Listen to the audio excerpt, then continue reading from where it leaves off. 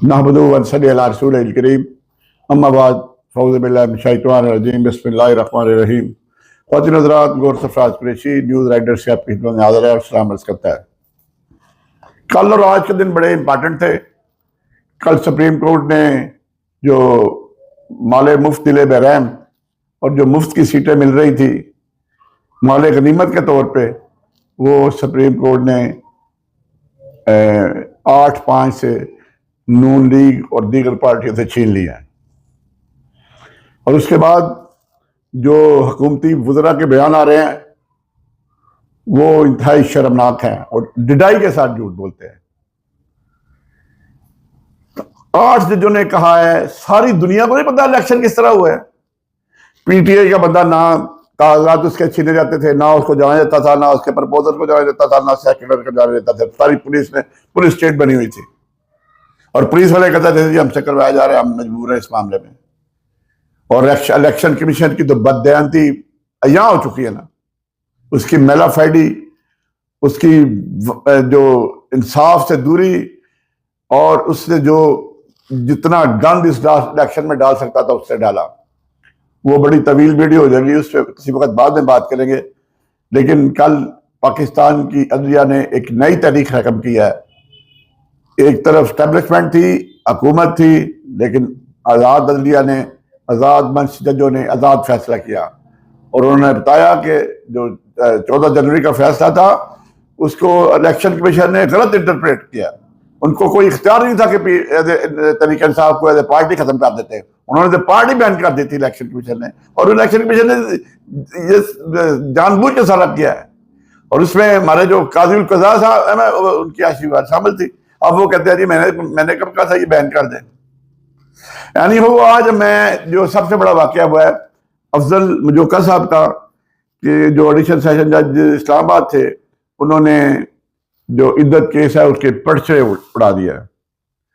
उन्होंने कहा, उन्होंने पूछा कि बताएं वकील इस्तगासा साहब, आज तक किसी को इद्दत केस में आज तक सजा हुई है जब से पाकिस्तान बना है? इमरान खान और बुशरा बीबी के अलावा आज तक किसी केस में सजा ही नहीं हुई इद्दत केस में। और इतना ये गंदा, ये नापाक, गलीज, घटिया केस था जिसकी बयान भी नहीं किया जा सकता। और आज अफजल मजोका साहब को भी सलाम पेश करते हैं जिन्होंने तमाम तर प्रेशर के बावजूद इमरान खान और बुशरा बीबी को बाइज्जत बरी किया। और उसके बाद बड़ी नाराबाजी हुई और उसके साथ वो जो हावर मलिका की घटिया दरखास्त थी कि 2018 के 2016 के पीरियड से करवाए बुशरा बीबी के, ऐसी क्या मैं इसमें कह सकता, ऐसी दरखास्त देने, ऐसी घटिया दरखास्त देते हुए बंदे को शर्म नहीं आती कि तुम्हारे बच्चों की माँ रही है। और हावर मलिका ने बुशरा बीबी को तलाक देने से पहले अपने जो बेटी है उसकी सहेली से शादी कर ली थी, जिसकी उसकी 4 साल की बेटी है उसमें। और ये इद्दत केस के पीछे पड़ा हुआ है। इद्दत केस तो बढ़ गया। जितने मर्जी झूठे मुकदमे बना लो, आखिरकार इनका अंजाम बरियत है। आपके लिए जिल्लत है, आपके लिए रसवाई है। अभी भी टाइम है, इस मुल्क की खातिर पैचअप कर लो, इस मुल्क की खातिर जाके इमरान खान से बात कर लो, वरना इंतहा जो नतायज आने वाले दिनों में है बड़े गंभीर हो गए। इकॉनमी तबाह हो चुकी है। आपको ये वर्ल्ड बैंक ने 7 अरब 3 सालों में देना है, इससे क्या बनेगा? 7 अरब से 7 अरब डॉलर की क्या अहमियत है? तो ख़वातीन हज़रात, ये तो थी इद्दत केस की, कि इद्दत केस किस तरह बनाया गया आपको पता है। और रात 12 बजे उसकी सजा दी गई। और कुदरतुल्लाह जो मजिस्ट्रेट था उसने कहा जी मुझे कहा गया है कि तुम अपने बच्चों को नहीं मिल सकते जब तक सजा नहीं सुनाओगे। अब तो जजेस जाग गए हैं, लेकिन कुछ अमर फारूक जैसे जजेस अभी भी हैं जो सो रहे हैं, लेकिन जजेस की हैसियत जाग चुकी है। अभी ये लाहौर में आलिया नीलम को लगाया, देखिए ये उसके तो फैसले पता नहीं रहेगा से बोलेंगे 2 जजों को छोड़ के अपना सुपरसीड करके तो इसको लगाया गया है। हालांकि अल जहाद ट्रस्ट का फैसला है, बड़ा मशहूर केस है सुप्रीम कोर्ट की साइटेशन में, सीनियर मोस्ट जज will be the chief justice. लेकिन वो उस वक्त सिर्फ सुप्रीम कोर्ट के मुताबिक बात हुई थी, हाई कोर्ट के मुताबिक बात नहीं हुई थी। और कादी साहब, कादी फैज ईसा साहब भी सारी उम्र सरियाटी की बात करते रहे। और जब खुद आई तो खुद उससे भूल गए, उनके कौलो फेल में तजाद है, बात कुछ करते हैं और उसी बात को फिर दोबारा यू टर्न भी लेते हैं। और जज ने अपने फैसले में कहा कि तुमने तो रुजू का हक ही खो दिया है। जब आप अदालत में आओ तो रुजू का हक ही खो चुके हो, आपने पहले शादी कर ली हुई थी और उससे 4 साल की बेटी भी है आपकी। तो दूसरा नून लीग को जो अब ये फैसले की वजह से उन्होंने कहते हैं जी ये अदालत ने कॉन्स्टिट्यूशन रीराइट कर दिया। मैं सिर्फ एक बात करता हूं, मैं तो कानून का बड़ा एक छोटा सा तालिब इल्म हूं। आर्टिकल 187 जो है वो पढ़ लें, वो कहता है कंप्लीट जस्टिस। तो जब आपने तरीके इंसाफ के मेंबरों को उठा के जेलों में बंद कर दिया, कोई नॉमिनेशन नहीं फाइल कर सकता था, कोई काम नहीं कर सकता था, कोई सेकेंडर लेके जा सकता था, प्रपोजल नहीं लेके जा सकता, नॉमिनेशन फॉर्म छीने जा रहे थे, निशान आपने उनका छीन लिया, तो क्या वो फेयर था सारा कुछ? और माले गनीमत के तौर पे आप नशिस्तें हासिल करना चाहते थे 2/3 लेके, जबकि आपको अवाम ने मुस्तरद किया हुआ है। एस्टेब्लिशमेंट की बनाई हुई गवर्नमेंट पे आप पांव पे खड़े हैं, आप उस गवर्नमेंट पे आज आप एस्टेब्लिशमेंट पीछे हट जाती है तो आप दम गिरोगे नीचे। उसके बाद सबसे तकलीफ से बात यह है कि अभी बुशरा बीबी को किसी और केस में गिरफ्तार करने की कोशिश की जा रही है, क्योंकि अब तो वो जेल में तो रख नहीं सकते।